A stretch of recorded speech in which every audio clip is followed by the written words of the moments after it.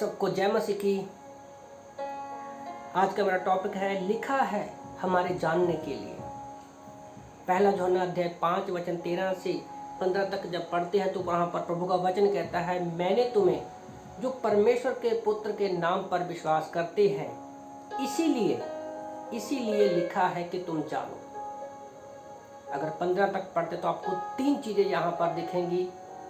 पहला है जानो, दूसरा हम जानते हैं, तीसरा हम ये भी जानते हैं। तो एक जानने से शुरू होकर एक परिपक्वता की निशानी हमें पता चलती है। जानने का मतलब सिर्फ ज्ञान प्राप्त करना नहीं होता, बल्कि उसको अपने व्यक्तिगत जीवन में अनुभव करना भी होता है, हमारे विश्वासी जीवन में। तो यहाँ पर लिखने वाला कौन है? यहाँ पर यूहन्ना परमेश्वर के साथ रहा है, यीशु मसीह के साथ रहा है, और वो एक प्रेरित भी है। उसने अपने जीवन में अनुभव किया है और वो आज लिख रहा है ताकि हम उन बातों को जानें, अपने जीवन में लागू करें और परमेश्वर का प्रेम जो है वो हमारे जीवनों से दिखे और परमेश्वर की महिमा हो। पहला मैं पॉइंट लिख रहा था कि हमारे पास एक जानने वाला मन होना चाहिए। परमेश्वर के प्रेम को, उसके वचन को, उसके व्यक्तिगत को, उसके चरित्र को, यीशु मसीह के उसके स्वभाव को जानने का हमारे पास एक मन होना चाहिए। पर कुछ लोग हैं जिनके पास जानने वाला मन नहीं है। वो लोग बाइबल को इस तरह से पढ़ते हैं कि जैसे बाइबल का ज्ञान को इकट्ठा करते हैं और अपने जीवन में कभी अनुभव नहीं करते। और कई बार ऐसा सवाल पूछते हैं कि उन पर तरस आता है, हंसी और गुस्सा कभी नहीं आता। जो लोग जानने का सिर्फ ज्ञान इकट्ठा करते हैं बाइबल में से, उनके विषय में कुछ पंक्तियां मैं लिख रहा था। जैसे लिखा है गलातियों की किताब अध्याय 6 वचन 3 में कि अगर कोई अपने आप को कुछ ना होते हुए भी अपने आप को कुछ समझता है तो अपने आप को वो धोखा देता है। कुछ लोग बाइबल का ज्ञान तो इकट्ठा कर लेते हैं, अलग अलग भाषाओं में बाइबल को पढ़ते हैं, बहुत सारे वर्जन बाइबल के पढ़ते हैं वो, पर उनके पास वचन का अनुभव कभी नहीं होता। और रोमियो की किताब अध्याय 12 वचन 16 में भी प्रभु का वचन कहता है, एक समान विचार रखो, एक जैसे विचार रखो, अपने आप को दूसरों से अच्छा मत समझो, क्योंकि जिनके पास बाइबल का ज़्यादा ज्ञान होता है वो दूसरे लोगों को तुच्छ जानते हैं और उनकी बोली से, उनकी भाषा से ही हम समझ जाते हैं कि ये अपने आप को ज्ञानी समझता है और हमें तुच्छ समझता है। और लिखा है छोटे लोगों के साथ भी मेल मिलाप रखो, मेल जोल रखो। तो सबसे पहले हमें जानना है कि परमेश्वर जो है वो मेल मिलाप रखना है, क्योंकि यीशु मसीह यूहन्ना 3:16 में हम तुच्छ थे, व्यक्ति तुच्छ था, पर वो हमसे मेल मिलाप करने के लिए आया धरती पर। फिलिप्पियों 2:5 से 11 में जब पढ़ते हैं तो वो हमारे लिए दीन नम्र बन गया, दास का रूप धारण कर लिया। कुछ लोग बाइबल को पढ़ते हैं, ज्ञान बढ़ता है, तो उस चीज़ का हमें घमंड नहीं करना है। प्रभु का धन्यवाद हो कि अगर हमें परमेश्वर ने बढ़ाया है। प्रभु का वचन कहता है पहला कुरिन्थियों अध्याय 3:5 से 7 में कि हर एक चीज़ को बढ़ाने वाला क्या है? परमेश्वर है। सबको बढ़ाने वाला परमेश्वर है। फिलिप्पियों की किताब अध्याय 2 वचन 3 में प्रभु का वचन कहता है, अपने नाम के लिए स्वयं की भावना से कुछ ना किया जाए। अपने नाम के लिए स्वयं की भावना से कुछ ना किया जाए, लेकिन मन की दीनता से हर एक दूसरे को अपने से अच्छा और उत्तम समझो। और याद रखो, हमारा ज्ञान हमें घमंडी बनाता है और हम दूसरे लोगों की तुलना करना शुरू कर देते हैं और हमारी ये अभिलाषा जो जीविका का घमंड, ये वचन वहीं पर पूरा हो जाता है। तो हमें घमंड किसी बात का नहीं करना है, किसी को तुच्छ नहीं जानना है। दूसरा पॉइंट, हम जानते हैं। हम क्या जानते हैं? हो सकता है कि मेरे पास किसी बात को लेकर किसी बात का घमंड है। यीशु मसीह ने पूरी बाइबल में लोगों को, अपने चेलों को प्रचार करने के बारे में नहीं सिखाया। बढ़ने का मतलब होता है कि हम विश्वासी जीवन में बढ़ रहे हैं और प्रार्थना में भी बढ़ते हैं, वचन और प्रार्थना में बढ़ते हैं। यीशु का प्रार्थना का जीवन देखकर उसके चेलों ने उनसे कहा कि तू हमें प्रार्थना करना सिखा। तो हम जानते हैं कि यीशु ने उनको प्रार्थना करना सिखाया। मत्ती की किताब अध्याय 5 वचन 14 से हम उनको जानते हैं। यीशु मसीह अगर देखा जाए तो जब 10-12 साल का था तो बड़े बड़े सदूकियों और फरीसियों के पास भी उसके सवालों का जवाब नहीं था, तो उन्हें इस बात का घमंड नहीं किया।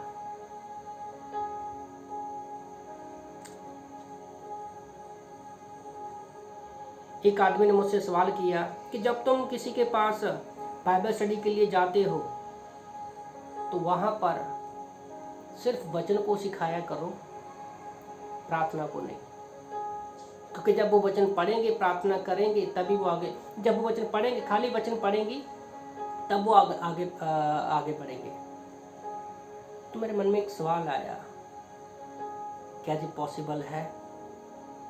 नहीं, पॉसिबल नहीं है। क्योंकि जब मैं मेरे मन में वचन आने लगा, प्रेरितों के काम अध्याय 6 में जब चर्च की समस्या बढ़ रही थी, खाने पीने की लेकर समस्या आ रही, तो चेलों ने क्या कहा? हम प्रार्थना और वचन में लगे रहेंगे। उन्होंने 7 सुनामी पुरुषों को चुना और जो भी खाने पीने की व्यवस्था का काम था वो उनको सौंप दिया, पर वो वचन और प्रार्थना में रहे। कुछ लोग जान तो जाते हैं बाइबल को सिर्फ अपने ज्ञान के लिए, पर वो प्रार्थना की वैल्यू को नहीं समझते हैं। जब हम कहीं पर जाते हैं, हमें नहीं पता सामने वाला कौन सी परिस्थिति में है, तब पवित्र आत्मा हमारी अगुवाही करता है कि हमें क्या बोलना है। मेरे साथ भी कई बार ऐसा हुआ कि जब मैं किसी से बात करने की सोचता हूँ, जब बाइबल स्टडी में जाता हूँ, या कभी प्रीचिंग के लिए जाता हूँ, मैं घर से कुछ तैयारी करके और जाता हूँ, पर जब सामने वाले को मैं मिलता हूँ, जब फ़ोन करता हूँ, जब बाइबल स्टडी में रहता हूँ, तो ऑन द स्पॉट मेरा पूरे का पूरा मैसेज चेंज हो जाता है। क्योंकि हम अपना कोई मार्केटिंग करने नहीं जा रहे हैं, हम परमेश्वर के लिए जा रहे हैं। और परमेश्वर जो हमें शब्द देता है, हमें वही बोलने हैं। क्योंकि हम किसी के मन को नहीं जानते, पर परमेश्वर को पता है कि इनको किस चीज़ की ज़रूरत है। याद रखो, हमारे पास ज्ञान इकट्ठा कर सकते हैं थोड़े समय के लिए, बहुत ज़्यादा। थोड़े समय में हम बहुत ज़्यादा ज्ञान इकट्ठा कर सकते हैं। आज यूट्यूब चैनल पर, गूगल पर बहुत सारी बाइबल्स आ गई हैं कि हमारे पास बहुत सारा ज्ञान इकट्ठा हो जाता है समय से पहले। पर याद रखो, उसका अनुभव करने में ही समय लगता है। अनुभव करने में समय लगता है उसका। हो सकता है आपको बाइबल के सारे वर्सेस याद हो, पर उन वचनों को अनुभव करने में आपको समय लगेगा। और अनुभव हमेशा धीरे धीरे आता है, एकदम से किसी भी चीज़ का अनुभव नहीं आता। एक बीज में जल्दी फल नहीं आता, उसमें भी टाइम लगता है। एक छोटा बच्चा जो है एकदम से मांस नहीं खा सकता, उसको भी टाइम लगता है। एकदम से सूरज सुबह नहीं उगता, रात का भी समय होता है, दिन का भी समय होता है, समय लगता है।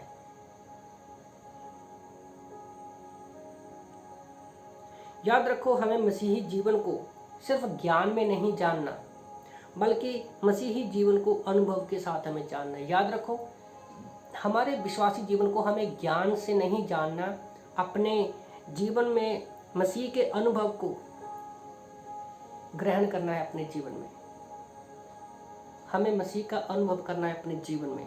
और ये भी याद रखो कि हमें मसीह के बारे में नहीं जानना, मसीह के बारे में नहीं जानना, बल्कि मसीह को जानना है। आज बहुत से लोगों को पता है कि यीशु मसीह कौन है, पर व्यक्तिगत हम लोग जानते हैं।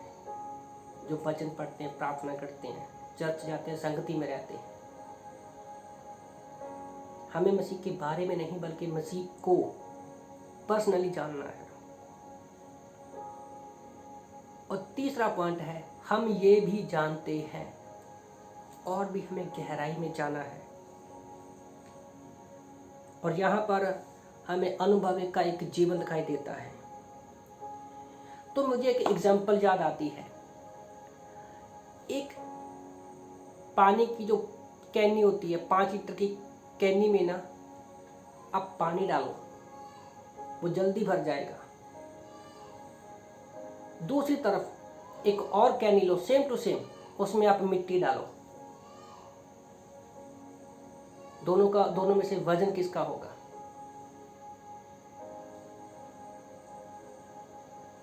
मिट्टी का वजन ज्यादा रहेगा।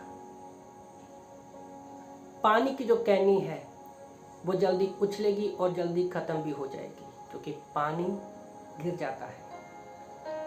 अगर हमारे पास सिर्फ बाइबल का ज्ञान है तो हम जल्दी खाली हो सकते हैं, उसमें कोई जीवन नहीं है और वो जल्दी से भर तो जाता है और जल्दी से खत्म भी हो जाता है। और दूसरी ही तरफ मिट्टी वाली वो कैनी है, कैन है, जब बाल्टी ले लो, उसमें धीरे धीरे वो दबा दबा के हम भरते हैं मिट्टी को,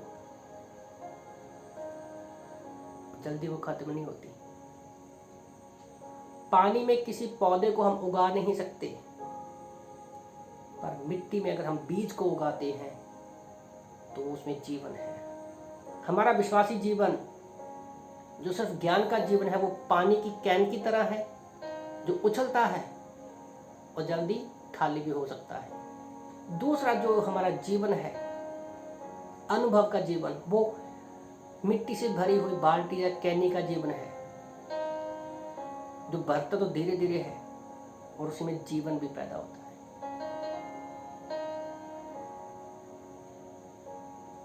तो हम सोच सकते हैं कि हमारा जीवन कहाँ पर है। और याद रखो, हर एक चीज का एक समय है, हर एक चीज का एक समय है। कई बार लोग जल्दबाजी करते हैं कुछ बनने की, पर मैंने जैसे पहले बताया कि हर एक चीज का एक समय है, अनुभव आने में टाइम लगता है। यीशु मसीह के बारे में हम सोच सकते हैं कि यीशु मसीह चाहता तो सीधा डायरेक्टली 33.5 साल का एज में आ सकता था धरती पर, क्रूस पर मर सकता था और चला जा सकता था, पर क्यों नहीं किया? क्योंकि परमेश्वर की एक योजना है, हर एक चीज का समय ठहरा है। जैसे सर्पोपदेशक अध्याय 3 वचन 1 से 10 में हम देखते हैं कि हर एक चीज का एक समय है। अगर यीशु मसीह की बात करें तो अगर हम लोग दानियल की पुस्तक अध्याय 9 को पढ़ते हैं तो उसमें जो कैलकुलेशन की हुई है 62 हफ्ते, तो कैलकुलेशन है ना, यीशु मसीह का क्रूस पर चढ़ने का सही समय वहां पर हमें दिखाई देता है यहूदी कैलेंडर के अनुसार। तो हमारा जो जीवन है वो अनुभव का जीवन होना चाहिए। वो लिखा है ताकि हम जाने, हम जब लिखते हैं, पढ़ते हैं तो ही अपने जीवन में लागू कर सकते हैं। जैसे छोटे बच्चे को हम डॉक्टर या इंजीनियर नहीं बना सकते, वो पहले स्कूल में जाता है, लिखता है, पढ़ता है, फिर धीरे धीरे वो अनुभव करता है। दूसरा मैं सोच रहा था कि पौलुस को परमेश्वर चाहता तो पहले ही नियुक्त कर सकता था, पर प्रेरितों के काम अध्याय 9 में हम देखते हैं कि जब सही समय आया तो परमेश्वर ने अन्य जातियों के लिए उसका चुनाव किया। परमेश्वर चाहता तो किसी और को भी इस्तेमाल कर सकता था, पर परमेश्वर ने पौलुस को ही चुना। उसी तरह से आज हम यहाँ पर हैं, किसी भी देश में रहते हैं, भाषा की बात करें, कलर, रंग की बात करें, कोई फर्क नहीं पड़ता। हम यहाँ पर हैं, जिस हालात में हमें रखा है वो परमेश्वर की योजना है, क्योंकि हमें जानना है पहले। जब तक जानेंगे नहीं, हम ये नहीं कह सकते कि हम जानते हैं। और जब हम ये जान जाए कि हम जानते हैं तो अपने अनुभव से हम ये कहते हैं कि हम ये भी जानते हैं। मैं एजरा की लाइफ के बारे में सोच रहा था।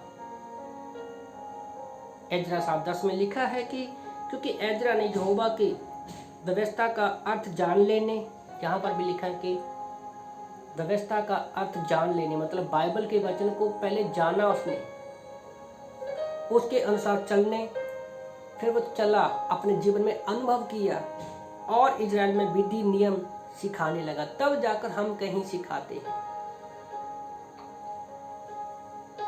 और लास्ट में जो लिखा है कि अपना मन लगाया। तो सबसे पहले अगर आप अपने जीवन मसीही जीवन का अनुभव करना चाहते हैं रियली में, तो पहले लिखा जो हुआ है उसको जाने, फिर आप जान जाओगे, तभी आप कर पाओगे। तो इन वचनों से प्रभु आपको आशीष दे। आमीन।